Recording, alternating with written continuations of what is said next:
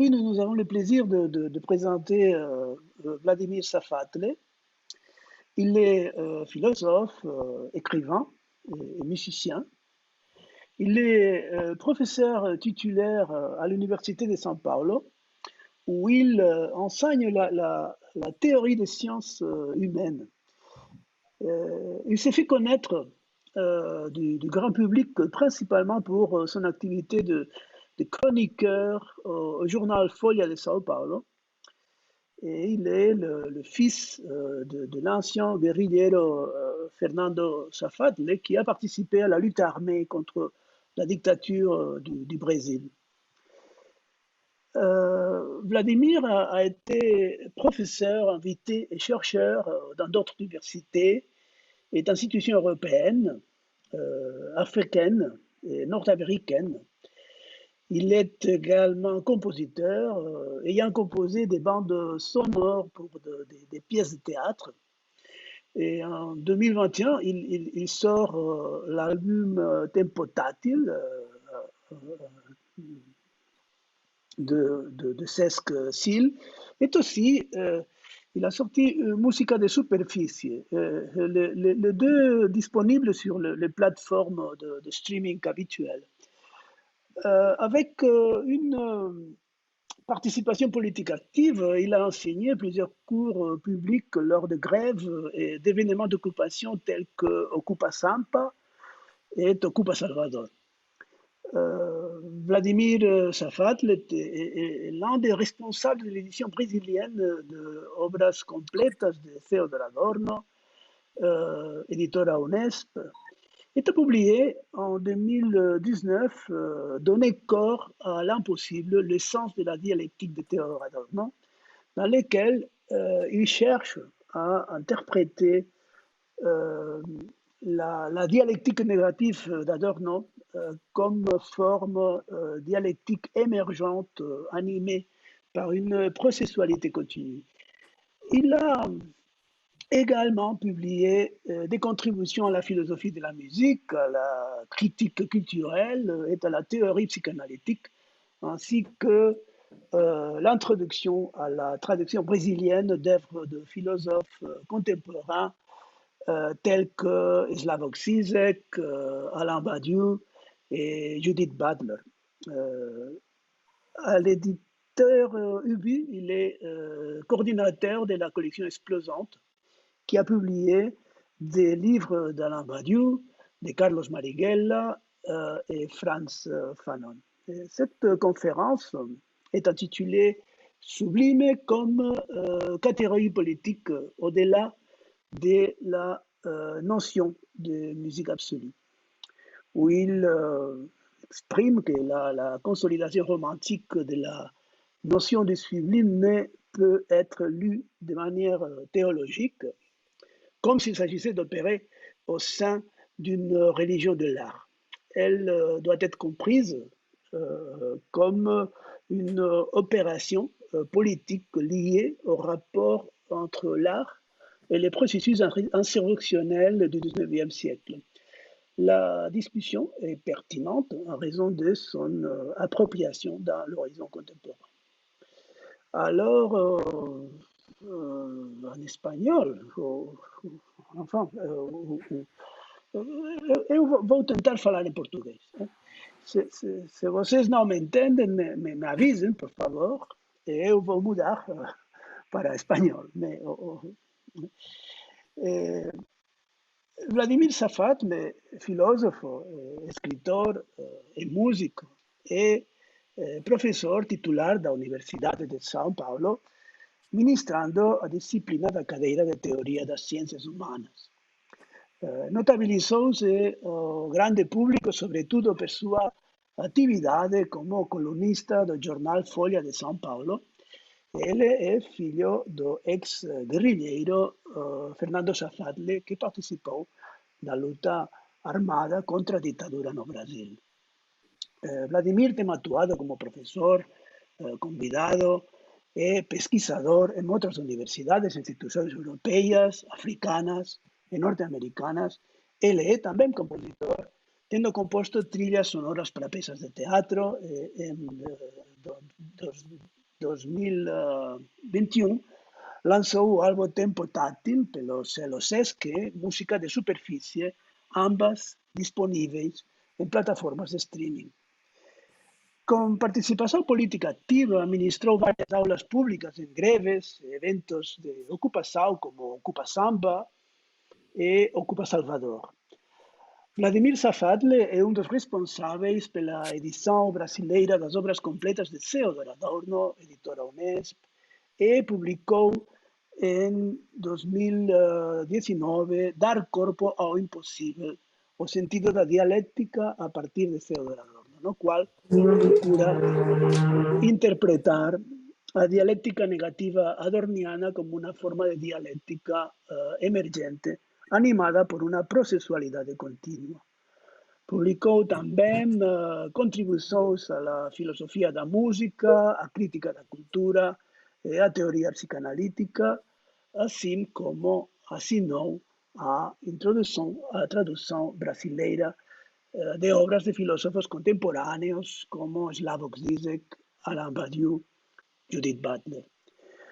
Pela editora Ubu é coordenador da coleção Explosante, que publicou livros de Alain Badiou, Carlos Marighella e Frantz Fanon. Esta palestra é intitulada Sublime como categoria política, para além da noção da música absoluta.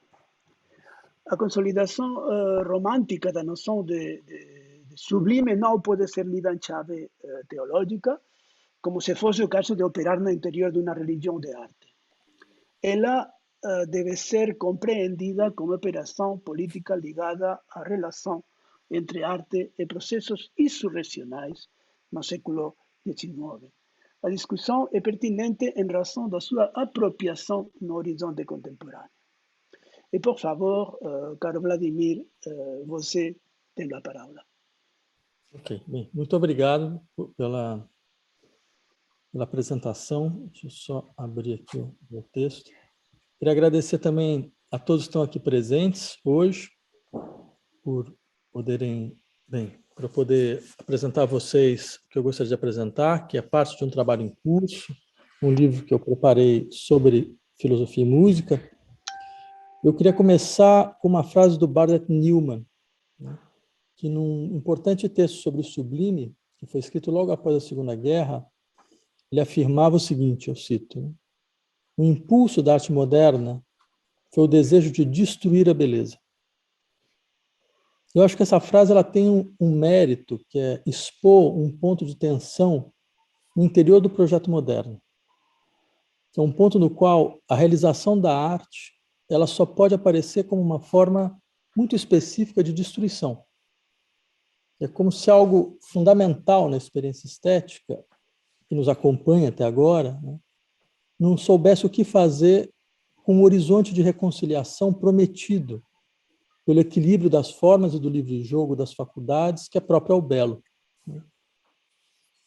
Eu queria insistir nesse ponto porque acho que a afirmação do Neumann ela tinha a força de ressoar um gesto bastante arraigado, não apenas na era moderna, porque a ideia de que o impulso da arte estaria em um certo desejo de destruição não era exatamente um produto do século XX. Eu lembraria, por exemplo, do que falou Lyotard, em um texto sobre o sublime, eu cito Lyotard, as vanguardas pictórias, elas realizam o romantismo, ou seja, a modernidade, que é no sentido forte e recorrente, né, o desfalecimento da regulação estável entre o sensível e o inteligível. Acho interessante esse tipo de colocação porque tem uma espécie de metanarrativa por trás dela. Porque nesse vínculo orgânico, né, entre o romantismo e o modernismo, né, num quadro ainda mais amplo. Porque, na verdade, o desenvolvimento da forma estética ela podia ser compreendido a partir da destruição progressiva da capacidade de regulação entre o sensível e o inteligível, que tinha sido, claro, prometido pela beleza. É nesse sentido que eu continuo uma citação do Lyotard, né, que é bastante ilustrativa nesse sentido. O sublime é talvez o modo artística que caracteriza a modernidade. Então, vocês percebem como essa leitura ela tinha o mérito de compreender que a força estética, ao menos a partir do romantismo, se realizaria de maneira preferencial como expressão de uma irreconciliação. De uma irreconciliação social, na verdade. Porque essa desregulação entre o sensível e o inteligível não era exatamente um princípio inscrito em alguma realidade ontológica das obras, né? Ele era a expressão de uma desregulação objetiva no interior da sociedade. Uma desregulação entre, digamos, forças produtivas e relações de produção, entre força e forma, que caracteriza alguns tempos históricos nos quais a reversão das relações, a recomposição dos lugares sociais, ela aparece como um horizonte hegemônico de luta. Essa desregulação, ela encontra um campo privilegiado na tensão própria a certas obras de arte que recusam se submeter à dimensão sensível a um controle produzido pelas categorias do entendimento, né? Então, eu diria que a preservação do conteúdo de verdade dessas obras, né, que acabam fornecendo uma espécie de aestese da irreconciliação, uma estética da irreconciliação, ela não poderia deixar de passar pelo impulso, digamos, de destruição da beleza, né? Esse é um pouco o quadro do que eu queria trazer para vocês hoje, né? Mas vejam, o que isso tem a ver com a música, né? Porque esse era o eixo fundamental da nossa discussão. Eu diria o seguinte: a gente sabe como essa estética do sublime ela desempenha um papel fundamental no debate musical do século XIX. E nesse momento histórico, existia uma espécie de coesão em torno da ideia da música como um veículo privilegiado para a expressão de uma estética do sublime. E é claro, o sublime era compreendido aqui a partir da noção kantiana de um conceito indeterminado da razão, uma ideia da razão, que não é adequada a representação alguma, representação sensível alguma, mas que pode ser formulada exatamente na sua inadequação. E foi dessa forma que o romantismo alemão ele encontrou, na ausência de determinação representativa da música instrumental, o espaço para a realização estética do sublime. E contribuiu para isso uma consciência de época que afirmava que a realização da estética musical, da essência da música, desculpa, em uma dinâmica puramente instrumental, isso significa desvinculada de referências a textos, a programas, a funções, afastada de toda afinidade mimética com a fala e com a linguagem, era a realização máxima que a música poderia alcançar. Bem, esse é um pouco o eixo do debate em torno da noção de música absoluta, né? E a gente pode chamar de música absoluta, nesse contexto, uma certa noção que via na música instrumental, essa música desligada de textos, de programas e de funções, o veículo privilegiado para a expressão ou para o pressentimento do absoluto, na sua sublimidade.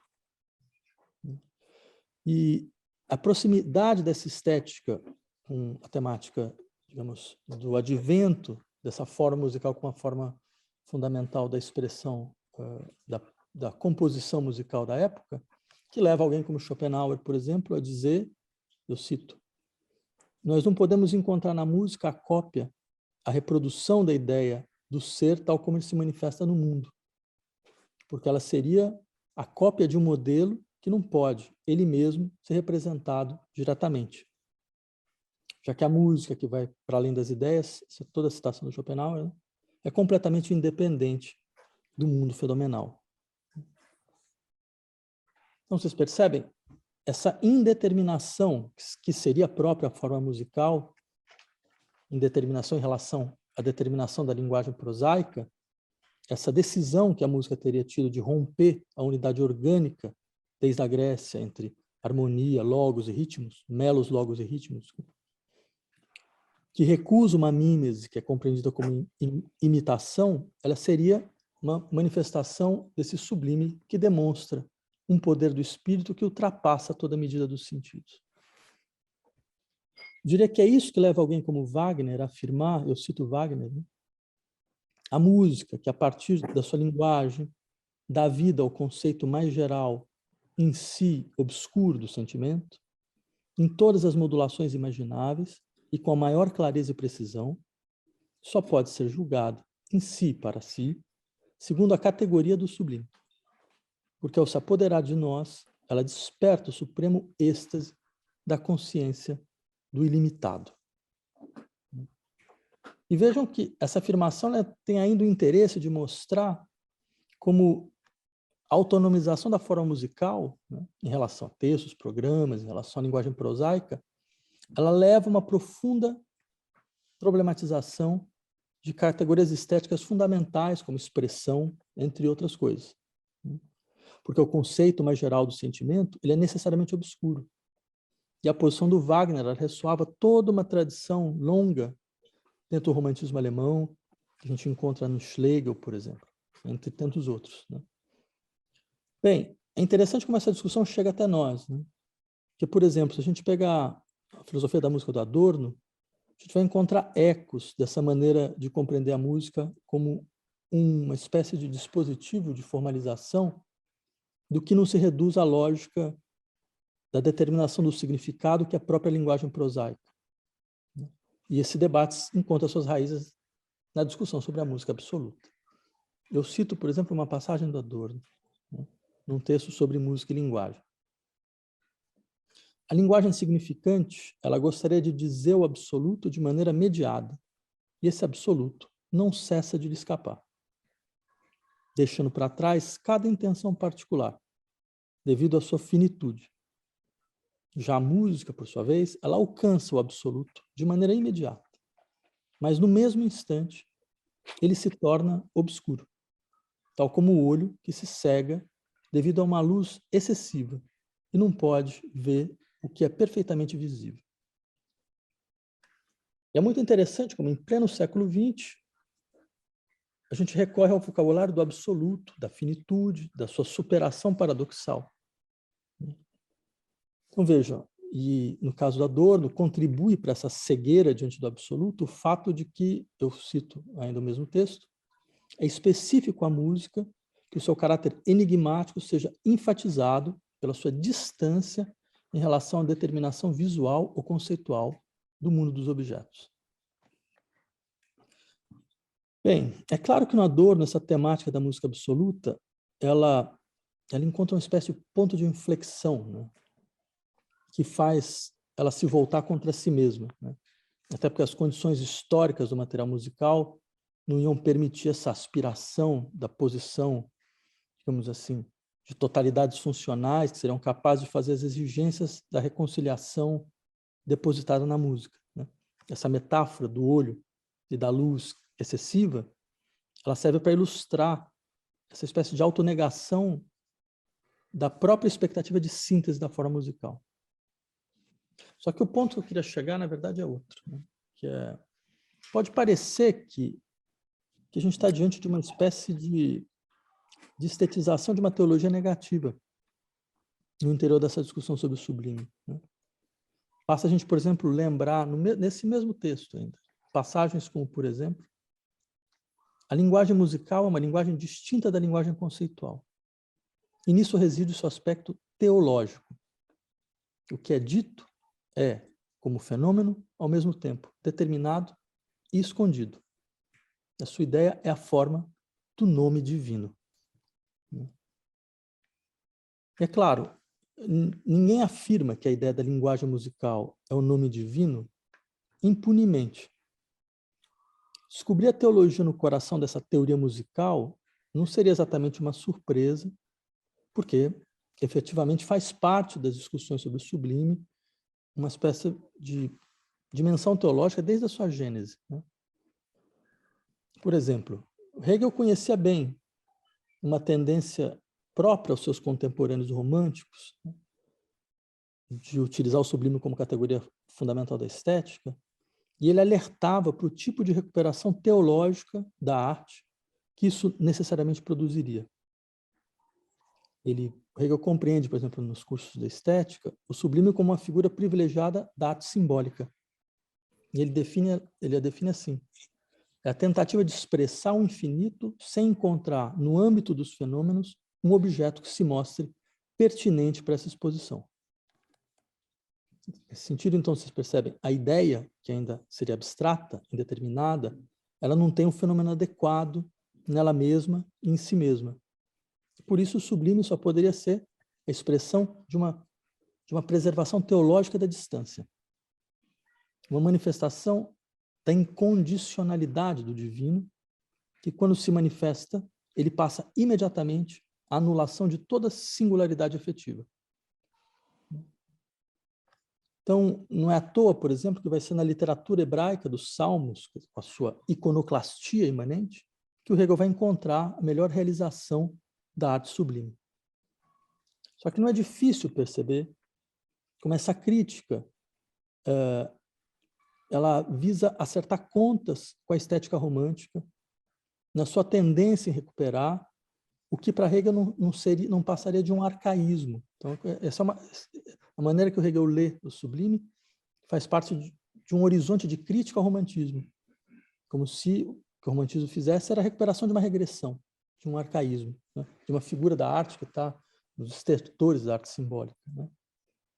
Então, essa seria uma confusão absolutamente decisiva para que vai constituir um eixo de uma certa crítica estética que vai chegar até nós, mesmo em autores que não são diretamente vinculados a essa tradição hegeliana, como, por exemplo, Rancière, né? Rancière vai discutir a relação entre arte e política no Lyotard e no Adorno, e, não por acaso, dois filósofos que, de uma certa maneira, procuram recuperar ou pensar as consequências políticas de uma estética do sublime. E como é que ele faz isso? Como é que o Rancière faz isso? Acho que é uma operação bastante interessante. Ele vai fazer o seguinte: ele vai compreender a recuperação contemporânea do sublime como um setor do que ele chama de guinada ética da estética e da política.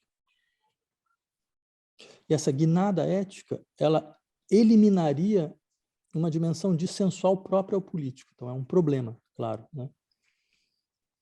Que dimensão que ela elimina? Essa dimensão no interior do qual o excluído ele não é visto nem como a figura do mal radical a ser eliminado, nem como aquilo que a sociedade deveria tecer alguma forma de relação não política, né? Quer dizer, e qual a relação disso com a discussão do sublime?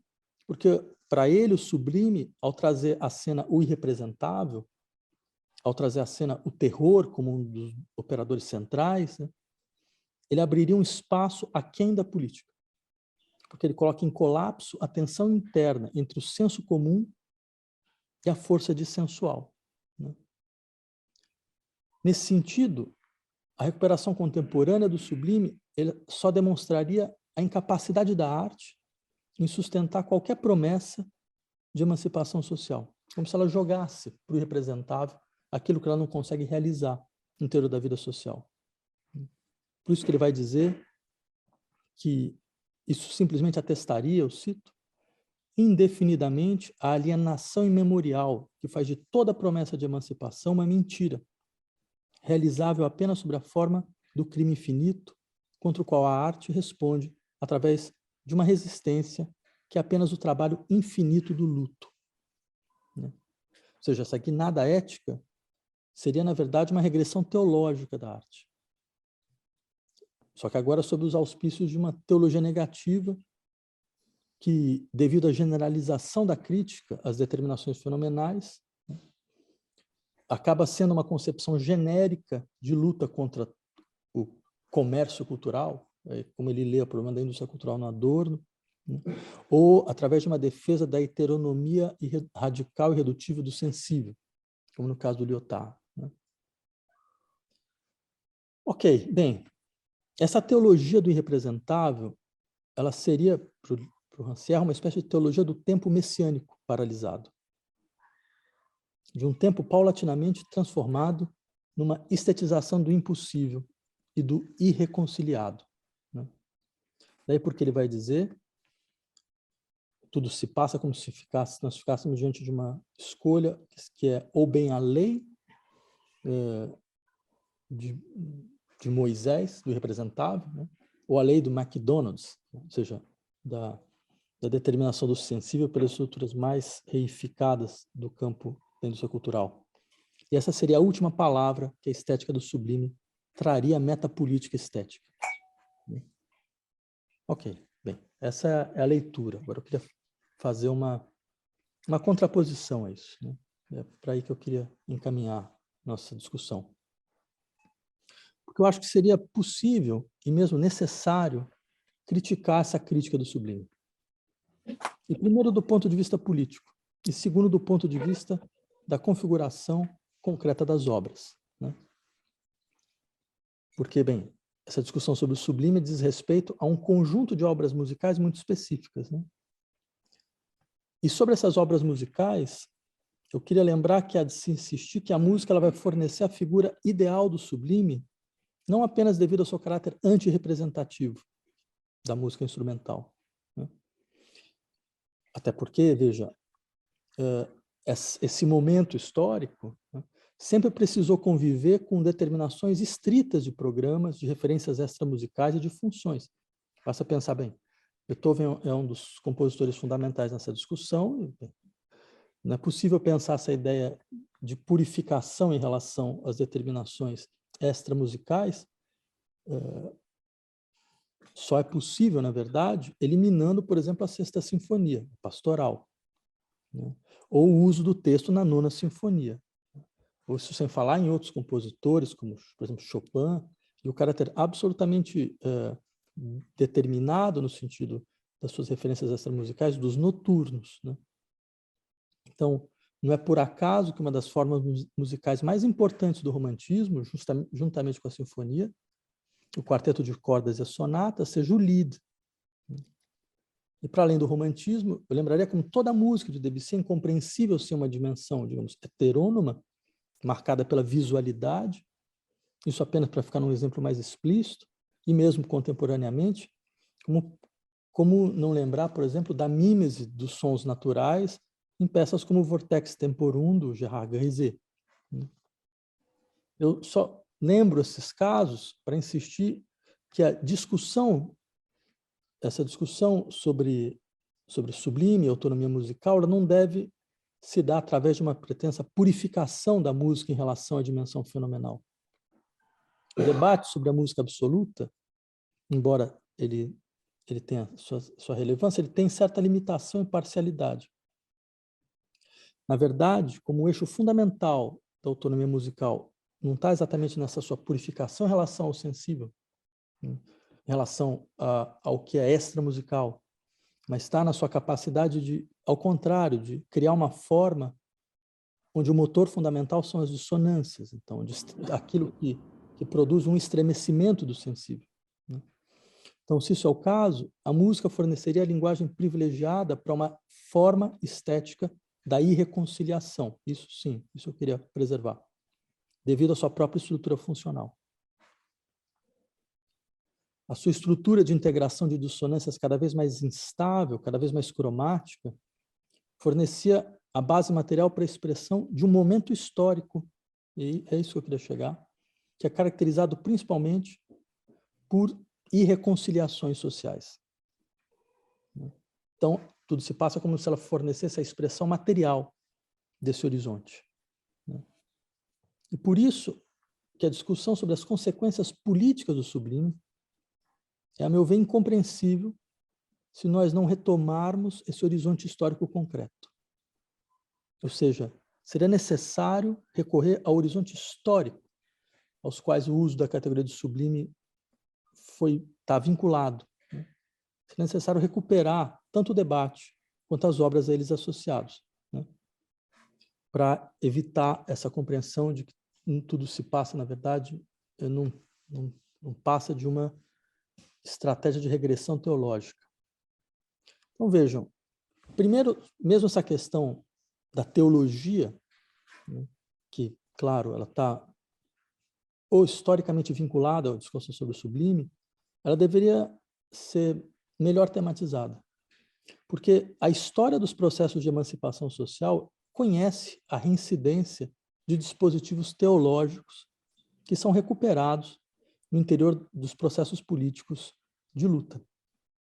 Isso devido, por exemplo, poderia lembrar das revoltas camponesas do Thomas Müntzer, né, até o comunismo agrário dos Diggers na Inglaterra, sem esquecer de que a Revolução Haitiana ela começa num ritual voodoo, e que as lutas por transformação social na América Latina, no século XX, em muito se beneficiaram de movimentos religiosos, como a Teologia da Libertação. Então, a questão que esses processos históricos nos colocam é que o teológico ele admite agenciamentos políticos múltiplos. Seu tempo messiânico já foi usado em várias circunstâncias como um motor de repetição histórica que é fundamental para processos de transformação revolucionária. Bem, por isso eu insistiria que talvez a gente pudesse ter um outro tipo mais generoso de leitura, e para essa leitura eu partiria de um texto do Schiller sobre o sublime, de 1801. Bem, o Schiller ele parte da terceira crítica do Kant para falar do temível e do maravilhoso espetáculo, eu cito Schiller, de transformação que destrói tudo e que recria tudo, e que de novo destrói tudo. Algo que eu insistiria porque, claro, essa ideia do terror do qual fala Schiller tinha relações claras com o terror sublime, que é ligado à dimensão dos prazeres negativos, diante do que pode nos provocar dor e destruição, que está presente desde a discussão do sublime do Edmund Burke, em 1757. Né? Kant recupera isso muito bem, ao insistir, por exemplo, eu cito Kant, que o sublime é o que nos compraz pela resistência contra os interesses imediatos do sentido. Né? Ou seja, esse aterrorizante monstruoso no sublime, ele mostra como há algo em nós que não se limita às exigências de autopreservação da individualidade. Né? Daí porque isso abre para a dimensão, digamos, da lei moral, do que não se resume nossa ação a uma lógica simplesmente de maximização dos interesses individuais, utilitaristas. Né? Só que a discussão do Schiller, ela partia daí para tematizar uma forma muito específica de violência que essas obras produzem. Isso eu acho um ponto interessante. Seu texto começa por tematizar as condições para a realização da liberdade. Isso significa tematizar as condições nas quais não se é mais objeto de uma violência exterior. É assim que ele começa a discutir a liberdade. E segue, então, uma proposição que pode parecer paradoxal, que consiste em dizer que a liberação em relação à violência ela passa por submeter a essa violência livremente, como se fosse questão de fazer da violência um ato próprio seu. Então, a coerção produzida pela violência exterior, ela só poderia ser dobrada não através de uma ilusão de domínio e de controle. Ela só poderia ser dobrada se abrindo a uma razão que revela que essa violência ela não era uma simples violência, mas ela era a expressão de alguma coisa fundamental da própria razão. Então, daí, de uma certa maneira, lá onde a imaginação é violentada, ela vê um abismo, né? Lá onde a contingência da história ela aparece como algo incontrolável, né? A razão encontra a sua expressão. Né? Ou seja, lá onde a gente se confronta com uma força que nos abre para além da nossa psicologia utilitarista, né? Que nos leva para além do nosso princípio de autoconservação, então lá está o sublime. Né? E é interessante porque esse seria, para o Schiller, o último estágio da educação estética da humanidade. Né? Que é um estágio no qual ela faz apelo a uma pedagogia do terror sublime, porque a suspensão da distinção entre prazer e dor, com o consequente colapso da psicologia utilitarista, permitiu uma outra experiência de si, na qual nossa dignidade como seres inteligíveis se faria sentir. Né? Mas, bem, eu insisto que tudo isso, na verdade, para dizer o seguinte, esse texto foi escrito em 1801. Né? E quando Schiller fala em terror em 1801, é muito diferente da ideia do terror sublime do Burke em 1757. Por quê? Porque alguma coisa aconteceu no meio. Entre essas duas datas, ocorreu a emergência concreta de um terror, que era a violência própria, a força moral do governo popular, como disse uma vez Robespierre. Havia, de fato, a presença social de uma força de destruição que, para muitos, não poderia ser compreendida como uma mera expressão da pretensa fúria irracional das massas, mas era, na verdade, um princípio de criação a ser integrado na reconfiguração revolucionária das formas sociais.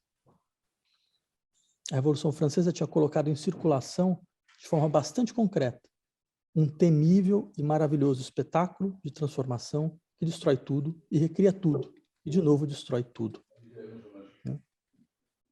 Bem, a emergência revolucionária que a Europa vai conhecer no final do século XVIII levava ao campo político e social uma denúncia da vida mutilada, né, dessa vida que nos constituiu e da qual nós participamos, um desabamento da ordem, um abalo sísmico que retirava sujeitos dos seus pretensos lugares naturais, abrindo a vida social a uma procura por novas determinações e novas sensibilidades, né? Ou seja, nesse contexto, a arte ela poderia aparecer como uma praxis de uma irreconciliação ativa. Bem, essa articulação que eu faço, ela não é fruto de um delírio, simplesmente, né?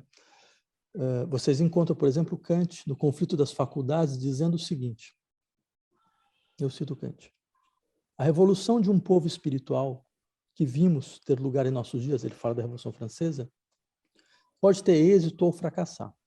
Ela pode estar completamente repleta de miséria, de atrocidades, de tal modo que um homem bem pensante, se pudesse esperar, empreendendo-a uma segunda vez, se para esperar levá-la a cabo com êxito, jamais se resolveria, no entanto, a realizar o experimento com semelhantes custos.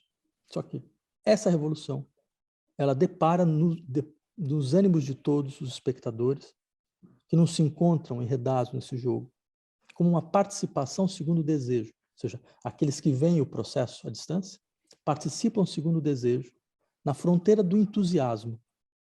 E a sua manifestação, ela estava inclusive ligada ao perigo, que não pode, pois, ter nenhuma outra causa a não ser uma disposição moral do gênero humano.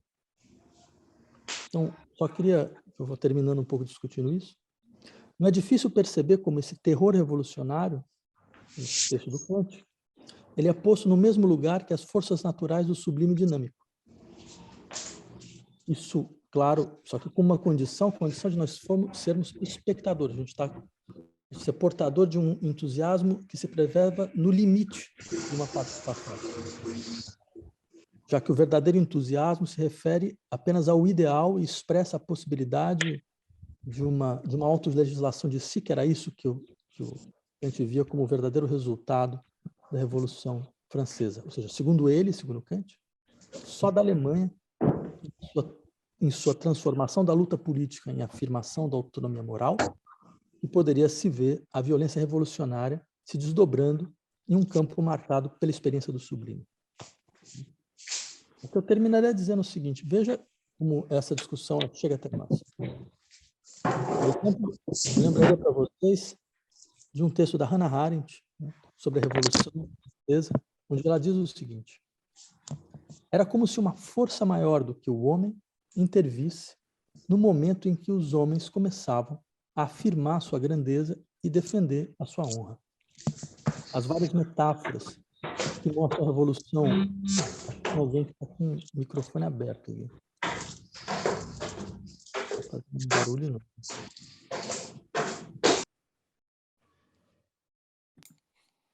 Maravilha, obrigado. Então, retomando a citação, era como se uma força maior do que o homem interviesse no momento em que os homens começavam a afirmar sua grandeza e a defender sua honra. As várias metáforas que mostram a Revolução não como uma obra dos homens, mas como um processo irresistível, as metáforas de ondas, de torrentes, de correntezas, ainda foram cunhadas pelos próprios atores, que por mais que tivessem se inebriado com o vinho da liberdade, em abstrato, visivelmente não acreditavam mais que fossem efetivamente agentes livres. O que a Arendt está falando? Que essas metáforas das torrentes, das correntezas e das ondas descomunais, que eram utilizadas para descrever o processo revolucionário, uma força maior que os humanos, ela já havia aparecido antes, né? Só que não exatamente no campo político. Ela tinha aparecido na retórica e na estética do sublime. Só que, é claro, não havia aqui a posição, no caso da Revolução Francesa, a posição distante do espectador que o Kant vinha como necessária.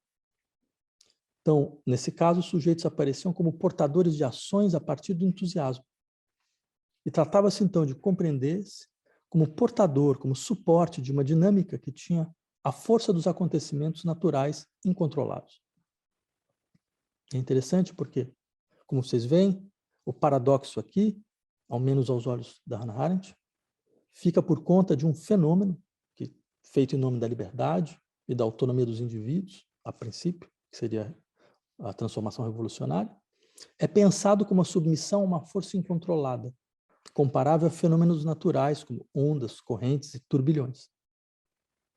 Para Arendt, os únicos fenômenos políticos de transformação seriam, ao contrário, aqueles que confirmam a forma prévia dos indivíduos portadores de interesse e capazes de deliberar através da consolidação da sua vontade autônoma, através de uma decisão racional sobre meios e fins.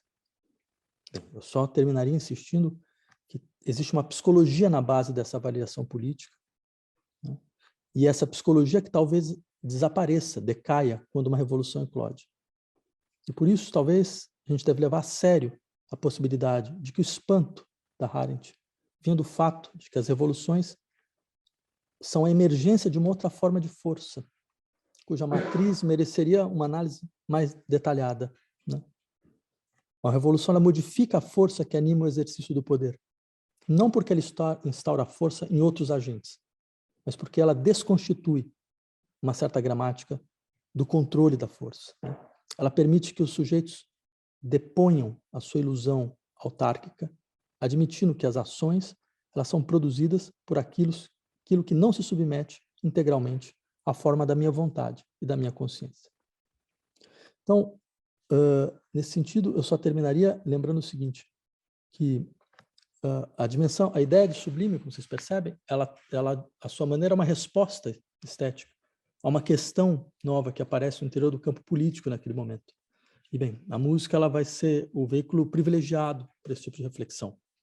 Então não é só como na música absoluta, na discussão sobre a música absoluta, que a música ela aparece como um elemento de purificação em relação às determinações do sensível, como se o sublime fosse isso, né? E nem é uma expressão de uma teologia negativa, mas é, na verdade, a tentativa de dar uma forma à irreconciliação social profunda que é produzida a partir do momento em que você compreende que as ações políticas elas são expressões de uma força que não tem figura no interior de uma sociedade marcada pelo primado dos indivíduos.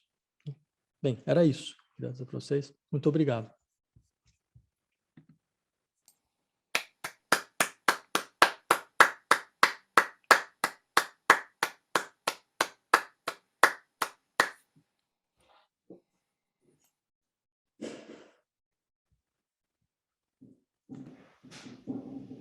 Merci beaucoup, Vladimir, pour ta conférence, vraiment inspirée. Je me demande s'il y a des questions que vous voudriez, disons, partager pour initier le débat.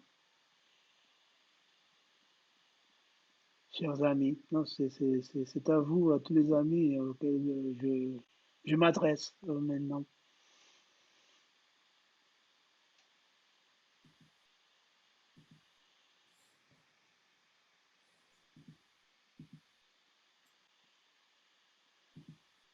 Nous sommes restés sans force.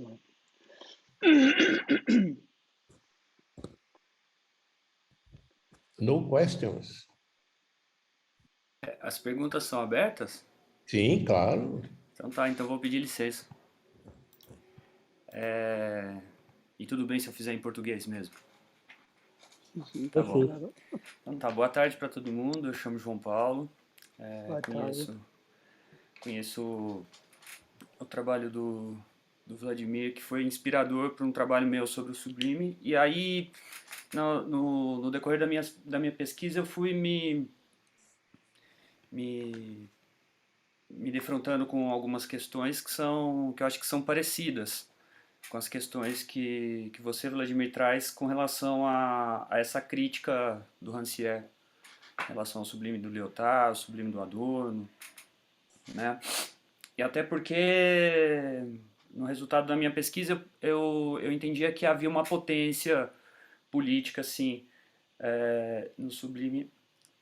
Então eu queria te perguntar se, por exemplo, se não haveria de repente uma possibilidade de costurar dois momentos do Rancière até para pensar essa crítica, porque ao mesmo tempo que ele faz a crítica a essa condição, essa redução da política à ética no trabalho do Lyotard,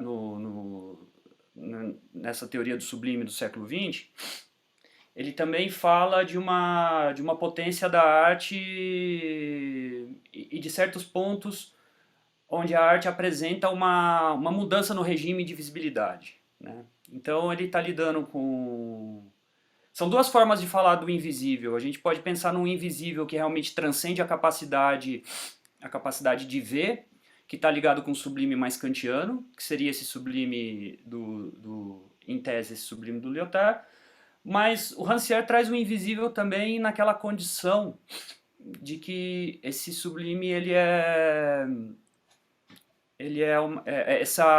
essa invisibilidade ela pode mudar, né?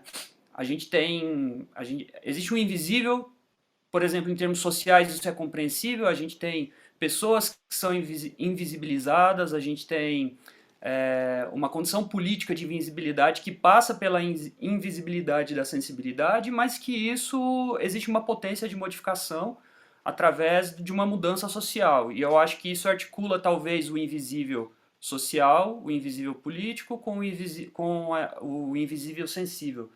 Será que não existe uma via por aí também de pensar que existe essa potência do sublime e uma potência e um sublime que se associa, por exemplo, às obras de forma mais dialética, né? Uma obra pode de repente apontar para uma força que não tem figura. Mas com o passar do tempo, essa força pode ganhar uma espécie de figura. Então, naquela obra em especial, talvez o sublime não seja mais um juízo pertinente, porque essas teorias também de Lyotard e talvez do Adorno, que eu conheço menos, mas talvez essas teorias elas tenham uma aparência de que o sublime é uma categoria que, uma vez associada à obra, ela está eternamente associada a um determinado fenômeno, a uma determinada manifestação, enquanto talvez fosse interessante que o sublime fosse compreendido numa chave dialética mesmo. Aquilo que não tem figura pode adquirir figura, e essa figura em um determinado momento ela pode ser inclusive uma figura, vamos dizer, uma figura desgastada, congelada. Então, se em um determinado momento a gente enxerga, por exemplo, a gente pensa uma categoria do sublime para a obra do Beethoven, num outro momento histórico, talvez a obra do Beethoven não estaria associada ao sublime. Assim como nos movimentos sociais, numa determinada condição, a burguesia, por exemplo, é um agente de modificação, mas é impossível, num outro momento histórico, você pensar a burguesia como um agente de modificação e de construção de uma nova figura social. Será que a gente não conseguiria também ver essa... Na verdade, ao contrário, não só contrariando o Rancière, mas também se associando ao Rancière, por exemplo, do Partilha do Sensível, a gente não teria esse elan de um sublime político?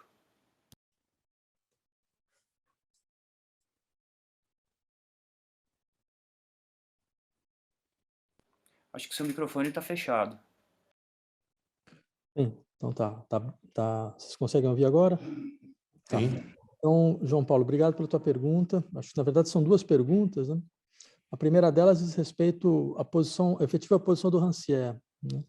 Eu entendo quando você insiste bem, uma teoria como a do Rancière, que fala muito nas novas partilhas do sensível, como elemento fundamental das obras de arte, ela pressupõe uma dinâmica de ruptura, que é própria, digamos, da autonomia estética, né? Então, ele tem uma leitura da ideia de autonomia estética que não é uma simples leitura de um princípio ou de purificação fenomenal ou de uma espécie de dinâmica compensatória das incapacidades da arte efetivamente transformar a vida social, como vocês encontram a gente encontra no Bourdieu, por exemplo, né? Então, de fato, você tem razão. Só que eu não vejo muito como o sublime desempenha uma categoria positiva na sua teoria. Eu não lembro nenhum momento em que ele faça esse tipo de consideração, né? Eu acho que, entre outras coisas, porque ele compreende que o sublime estaria muito vinculado a uma estética do irrepresentável, que a sua maneira suspenderia a possibilidade mesma de transformação, que é própria das novas partilhas do sensível. Bem, eu tenho problemas com essa leitura, porque eu acho que ela peca por não entender a negatividade própria do sublime como uma negatividade, não como uma simples negação, como uma atividade, né? E seria interessante, por exemplo, o caso do Adorno é muito evidente nesse sentido. É interessante como ele pega uma série de obras que foram sempre descritas a partir das categorias do sublime, como, por exemplo, o caso do Beethoven que você lembrou, né? As obras do estilo tardio, do último momento, né? Exatamente para insistir. Bem, os princípios de quebra, os princípios de suspensão, os princípios de conformação estrita do material a uma espécie de convencionalismo explícito enquanto tal, né? Eles não são um limite ao processo de produção, eles têm uma função. A função, entre outras coisas, mostrar como há uma irreconciliação na vida social. E a obra dá forma a isso, né? E é sempre bom lembrar, e assisto à segunda questão, se isso não tem uma datação histórica, você tem toda a razão. Quer dizer, se a gente pegar a crítica da época sobre as obras do Beethoven, Carl Maria von Weber, por exemplo, falava de uma obra completamente fantasiosa, no pior sentido do termo. Ou seja, ele aproximava de um delírio, né? Porque faltaria organicidade nas passagens dos materiais, né? As transições seriam mal feitas e todo esse tipo de coisa, né? Bem, é claro que isso mudou, a nossa sensibilidade musical ela mudou radicalmente, então esses elementos eles não são imediatamente audíveis, né? Você tem toda a razão, há uma coordenada histórica desse processo, né? O que não elimina o fato de que as condições para a composição elas levavam isso em conta, levavam em conta qual era a situação histórica dos auditores, né? Dos seus ouvintes, né? Então, mas é verdade, quer dizer, esse tipo de julgamento ele deve levar em conta o fato de que os ouvintes mudam historicamente.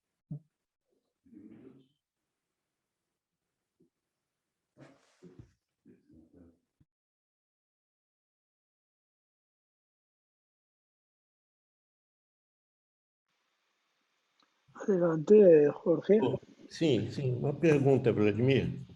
Acho meio difícil formulá-la, mas eu vou tentar. É o seguinte, eu sou um pacifista, daqueles paz e amor.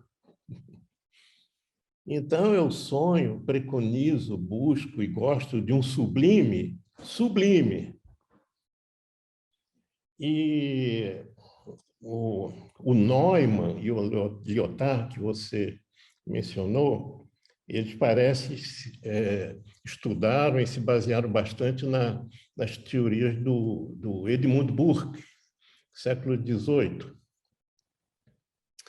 E o Burke diz que, e creio, o próprio Neumann também, que uma das facetas do sublime é o terror, né? Que o terror seria a fonte do sublime. O sublime, o terror que pode ser provocado pela dor, pelo perigo.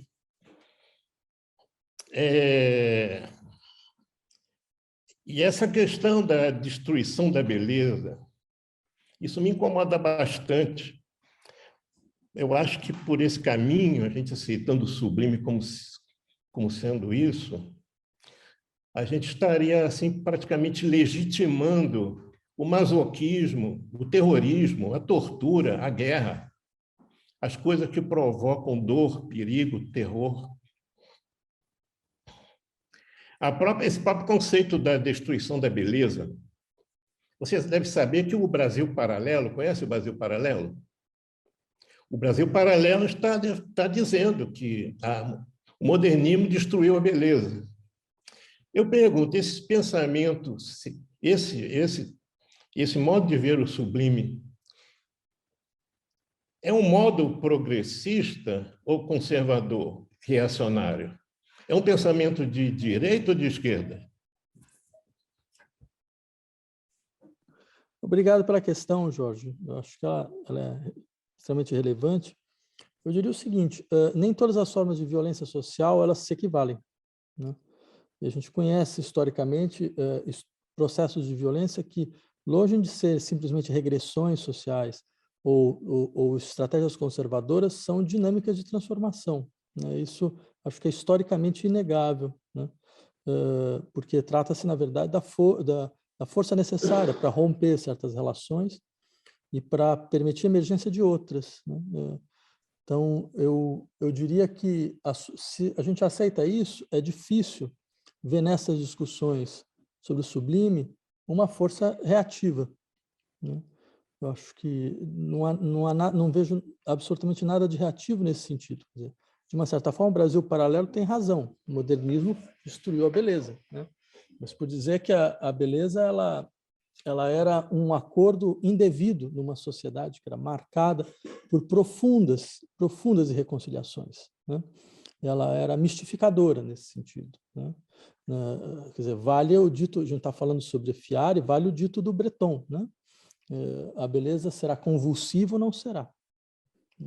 Vincular a beleza à convulsão era algo completamente contraintuitivo. Completamente contraintuitivo. É uma forma também de destruir a beleza, isso é verdade, né? Então, eu insistiria que talvez o que essas obras procurem fazer é retirar,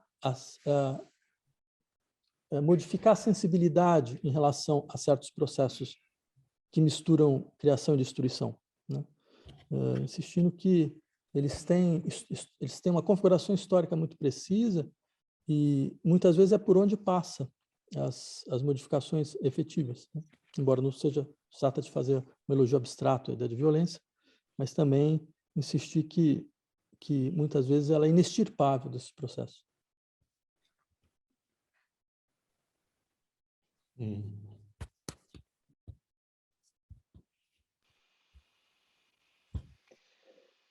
Mais perguntas? Essa maneira de ver a questão me lembra muito a teoria da ferradura. Conhece a teoria da ferradura? Mas por que ela te lembra isso? Os extremos se tocam. A extrema-direita toca com a extrema-esquerda. Eu entendo essa visão. De fato, ela não é a minha, né? Eu teria muita dificuldade em compreendê-la. Mesmo que você tenha partilha de certos processos, eles têm funções radicalmente diferentes. Eu não posso imaginar como, por exemplo, uma violência anticolonial ela equivale a uma violência fascista, em hipótese alguma. E também não seria eu a criticar o uso da violência dentro de processos anticoloniais, que muitas vezes sem isso seria absolutamente impossível qualquer tipo de libertação, né? Então, bem, aí é outra discussão, é uma discussão vinculada ao campo político. Mas, de toda forma, me parece que essas obras musicais, elas estetizam uma violência contra a imaginação, isso é claro, que é um elemento fundamental da ideia de sublime. Ou seja, o esquematismo da imaginação é violentado, né? E o que faz com que, entre outras coisas, a própria fruição da forma ela passe por um momento de estranhamento, né? O que não significa, em hipótese alguma, que essas obras elas não tenham a sua força instauradora dentro de si também. Uhum. Ok, muito bem.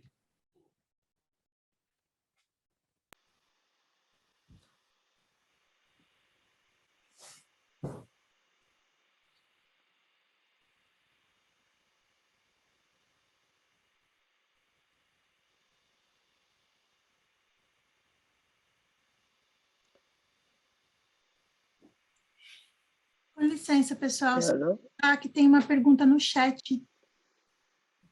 Ah, sim. Como tematizar o sublime no escopo da reconfiguração das forças sociais no Chile? Na forma de contraponto, particularmente no caso do Brasil, e a dificuldade deste movimento se encontra somente no âmbito das forças ou movimento político em si.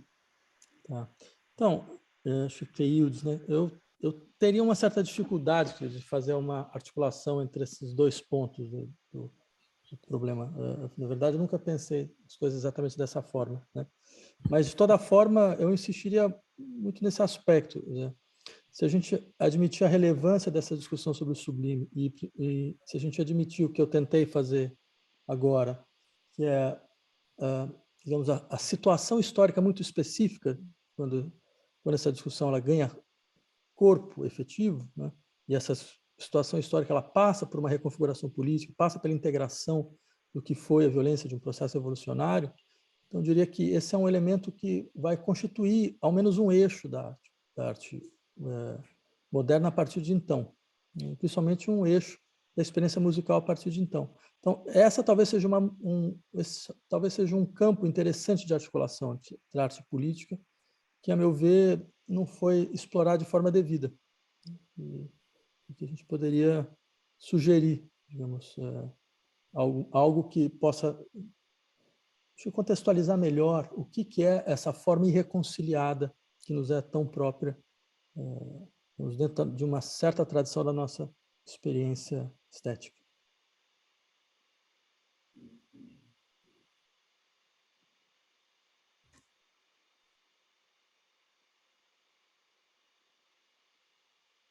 Vladimir, na pergunta da Cleide Santana, existe uma afirmação dentro da pergunta. Ela fala na reconfiguração das forças sociais no Chile. Isso realmente aconteceu? Vai permanecer assim? Então, aí é uma outra questão, né? Assim, fora dessa discussão sobre o sublime e tal, mas se a gente quiser falar sobre isso, eu acho que sim, teve um processo de insurreição popular em 2019. E acho que o termo ele não está sendo usado de maneira metafórica, foi efetivamente uma insurreição, né? Seja o tamanho do caráter de desidentificação, não sei se é por causa disso, o tamanho do caráter de desidentificação entre as forças populares e as estruturas institucionais do poder, a ponto, então, do processo só ter terminado quando você realiza uma modificação estrutural das institucionalidades, né? E nada mais forte do que a constituição de um novo processo constitucional. Sem contar que, bem, a violência, nesse caso, foi explícita, não exatamente das forças populares, mas das reações, né? Foram 45 mortos, 450 pessoas que perderam um olho, né? Ficaram cegos. Então, acho que isso é um elemento a ser levado em conta, né? Que mostra como esses processos eles nunca são sem mobilizar as maiores reações e contra-reações.